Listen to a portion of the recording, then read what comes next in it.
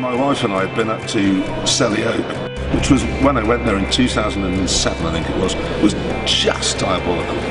And so we became involved from then. So yeah, 2007. There was a lot of anti-war feeling kicking around at the time, and had been for about 5 years. And it seemed to me that it was unfair on the soldiers, that they were getting stick for something over which they had no control. So you've no need to support the war, but you can support the troops. And that was a very good early message. I mean, it started out with just trying to get a swimming pool at Headley Court, because that was all it ever intended to do. And I remember thinking, when it got to 5 million, you know, this really should stop now. And here we are at 131 million. I think people got it because sometimes you look at what a charity does and think, well, really?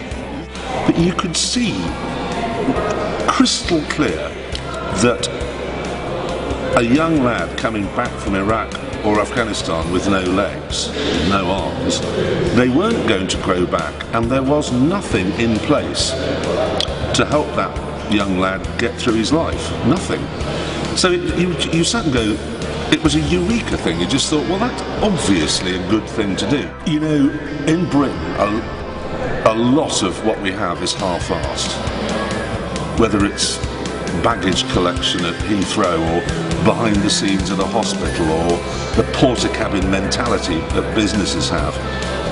This is something that's completely not half-arsed. This is something where the Saudi Arabians would come here and go, this is impressive. Dubai royal family would say, yeah, you know, this is something where you can bring anyone from the world, bring them here, and they would be properly impressed. Whereas there's almost nothing else in Britain where you'd say, come and look at this, it's a bit shabby round the back, and I know you can't park, and there's some litter and the fountain's broken, because that's normally the way we are, a little bit messy. This is deeply impressive.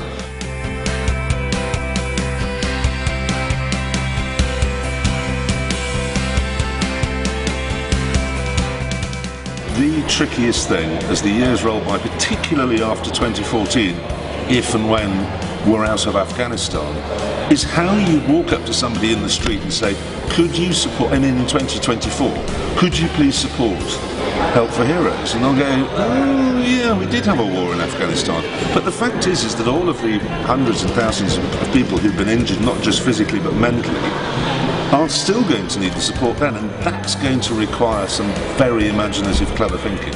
Ed, red mouse is a hairdresser's car. It isn't. It's surprising. Oh, with those wheels. Yeah. Oh, yeah. But the car, I like the car a lot. I drove it all the way across the Middle East, and it was mostly reliable. That's why he bought it. We need to keep going.